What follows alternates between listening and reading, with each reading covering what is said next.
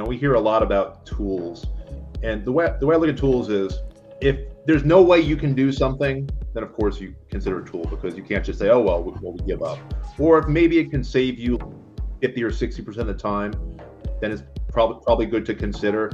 But sometimes you see companies that they're using this tool, they're not sure what the benefit is. It might save them 5% of the time, but it adds to their threat surface area. It's not really ideal. Karina, you have a lot of perspectives about tools. So if you could just give us some insight on how you look at tools in the broader context of SMBs and startups protecting against modern cyber threats. What do you think? Grocery store example. What do you need?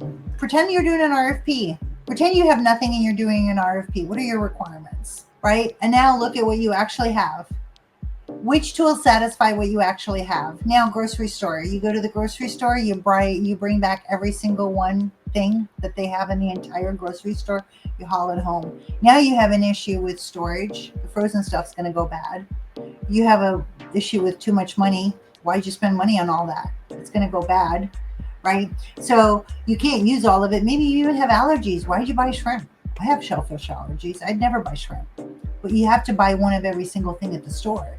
Now you have it in your house. Are you going to get sick? If you look at your tool suite and reverse engineer your actual requirements for your actual true real business and your actual true real operations, regardless of what the feature sets can be, and the cool things that you can do with that tool that you were able to do it for the last 3 years, but you never did because you don't have the bandwidth for it. You're spending money on it, right? It's a cool feature. Wouldn't it be nice for us to do that? But this is the data hoarding issue. This is the too much stuff in your closet issue, right? Get rid of the stuff you're not wearing anymore. Pretty basic.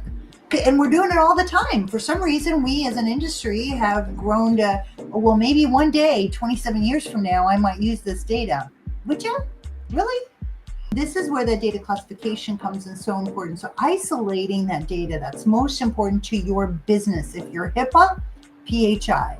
If you're PCI, PII. Where's your consumer data?